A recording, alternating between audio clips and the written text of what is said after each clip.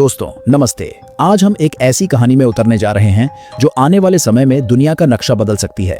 यह सिर्फ व्यापार की कहानी नहीं है, ये शक्ति, रणनीति और संप्रभुता की कहानी है।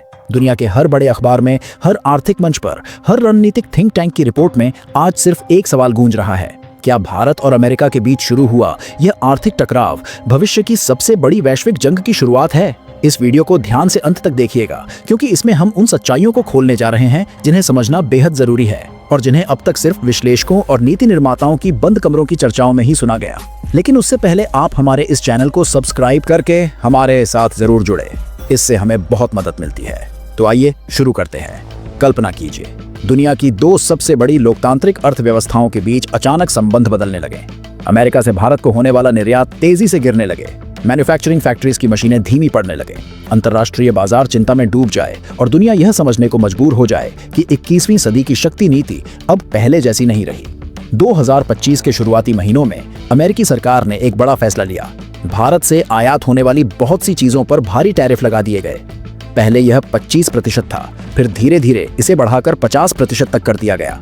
जैसे ही यह खबर आई, अंतर्राष्ट्रीय बाजारों में हलचल मच गई। अमेरिकी मीडिया ने इसे ट्रेड शॉक कहा, भारतीय उद्योग जगत ने इसे इकोनॉमिक प्रेशर टैक्टिक कहा और दुनिया ने इसे ग्लोबल पावर नेगोशिएशन का पहला संकेत। सोचिए, एक ऐसा देश जो भारत से कपड़े, दवाइयां, जूते, इंजीनियरिंग सामान, स्टील, ऑटो पार्ट्स, तकनीकी सेवाएं और हजारों चीजें खरीदता है, अचानक उन सब पर 2 गुना कीमत लगा दे। क्या असर होगा? यही असर कुछ महीनों में दिखाई देने लगा। अमेरिका को जाने वाले भारतीय निर्यात में गिरावट शुरू हो गई। कई आर्थिक रिपोर्ट बताती हैं कि मई से अक्टूबर 2025 के बीच भारत से अमेरिका जाने वाले सामान में लगभग 28% तक की गिरावट देखी गई। हजारों फैक्ट्रियों में उत्पादन धीमा हुआ, लाखों नौकरियों पर खतरा मंडराने लगा और निर्यात केंद्रित उद्योग दबाव में आ गए। लेकिन यह कहानी यहीं खत्म नहीं होती। असल गेम यहीं से शुरू हुआ, क्योंकि भारत ने इस दबाव में झुकने से इनकार कर दिया। भारत ने ना तो घबराहट दिखाई, न त्वरित और भावनात्मक प्रतिक्रिया दी, बल्कि एक शांत रणनीति अपनाई। एक ऐसी रणनीति जिसने दुनिया को सोचने पर मजबूर किया। दुनिया के ज्यादातर देश जब अमेरिकी दबाव में नीतियां बदल देते हैं, भारत ने एक अलग रास्ता चुना। भारत ने कहा कि वह किसी भी कीमत पर अपनी संप्रभु नीति और स्वतंत्र विदेश नीति को गिरवी नहीं रखेगा। भारत ने साफ संकेत दिया कि वह अपनी शर्तों पर बातचीत करेगा, दबाव में नहीं। यही वह पल था जिसने दुनिया की नजरें भारत पर टिका दी।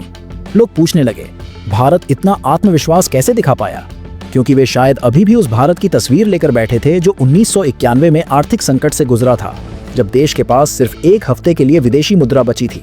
लेकिन आज का भारत वह भारत नहीं है। आज भारत दुनिया की तीसरी सबसे बड़ी अर्थव्यवस्था है, पीपीपी के आधार पर, और नाम मात्र जीडीपी में दुनिया के शीर्ष 5 देशों में एक पहुंचने की ओर तेजी से बढ़ रहा है।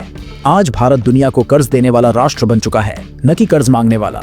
142 करोड़ लोगों का घरेलू बाजार और 8 से 9% की तेज विकास दर, यह भारत की असली ताकत है। पिछले 10 वर्षों में मैन्युफैक्चरिंग क्षेत्र में जबरदस्त उछाल आया है। भारत दुनिया का फार्मा पावर हाउस बन चुका है। दुनिया की लगभग 60% जेनेरिक दवाइयां भारत में बनती है।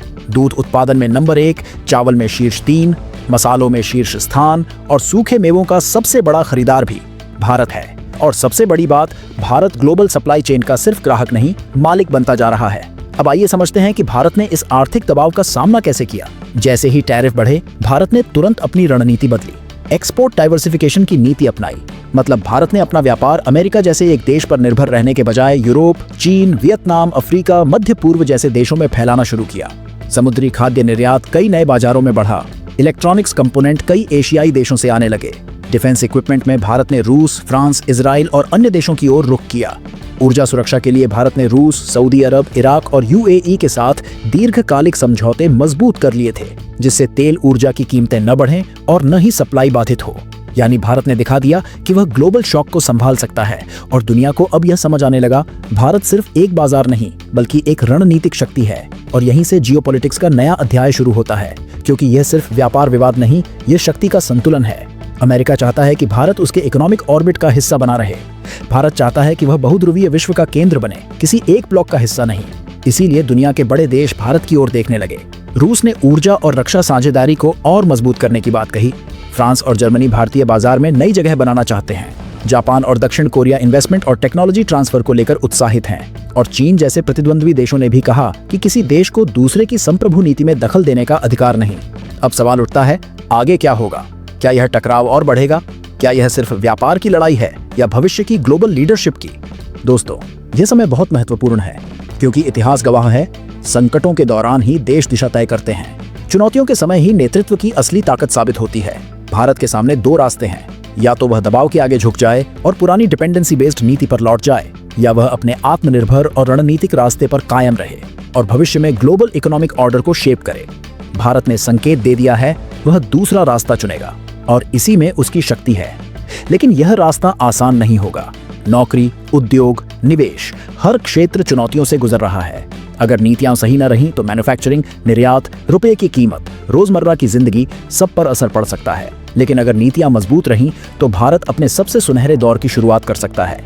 अब यह लड़ाई सिर्फ व्यापार की नहीं, रणनीति, संयम और समझ की है।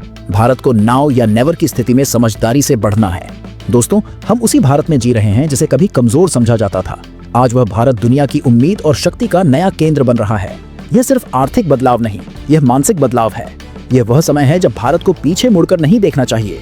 युवाओं को स्किल सीखनी चाहिए, उद्योगों को बेहतर बनना चाहिए और हमें सबको मिलकर ग्लोबल स्टेज पर अपनी पहचान मजबूत करनी चाहिए। क्योंकि इतिहास ने दरवाजा खोल दिया है, अब हमें तय करना है कि हम उसमें प्रवेश करेंगे या नहीं। अगर आप मानते हैं कि भारत अब अपनी दिशा खुद तय करेगा, अगर आप मानते हैं कि यह देश अब केवल सुनने नहीं, बोलने, खड़े होने और आगे बढ़ने के लिए तैयार है, तो इस संदेश को अपनी आवाज बनाइए। दोस्तों, नीचे कमेंट में बताइए, क्या भारत इस नई वैश्विक जंग में विजेता बनकर उभरेगा? और यदि आपको लगता है कि देश अपनी सबसे बड़ी ऐतिहासिक यात्रा पर निकल चुका है, तो एक लाइक बनता है। मिलते हैं अगली सच्ची, गहरी और तथ्यों पर आधारित खबर के साथ। वंदे मातरम।